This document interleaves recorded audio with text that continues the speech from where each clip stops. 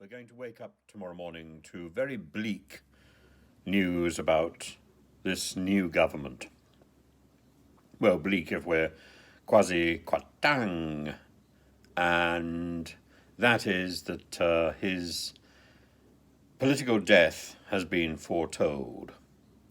Senior and former cabinet ministers have said things like, I think he's dead.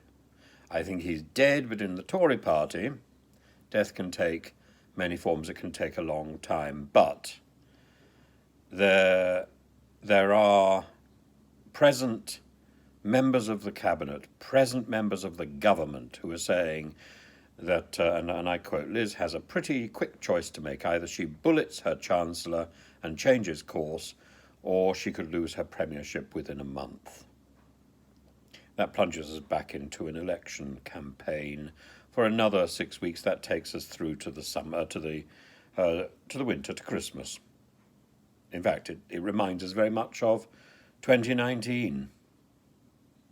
I think it would be very difficult for the Conservative Party to justify having another election campaign if it isn't a general election. I think politically it's very difficult. I also think Kwasi Kwarteng has made an appalling pig's ear of his mini budget. Economically, I think it's extraordinarily foolish.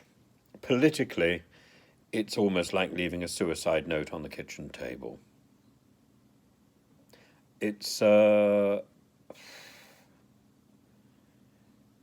if Liz Truss thought that she was going into this with a best friend, she's going to have a realization that she's going to have to get rid of him. And I don't think that's going to be enough, because the problem is she herself does not listen to advice. And all this probably was set off by sacking the chief civil servant in the Treasury, who might possibly have been the one person who would have stood up to Kwarteng and said, don't.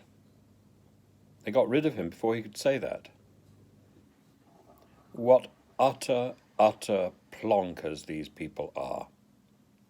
There are people of virtue and there are people of merit in the government, but they're not being given the opportunity to speak. Instead, we have twits like the fellow who looks like Donald Pleasant sent out to explain what's going wrong. Madness.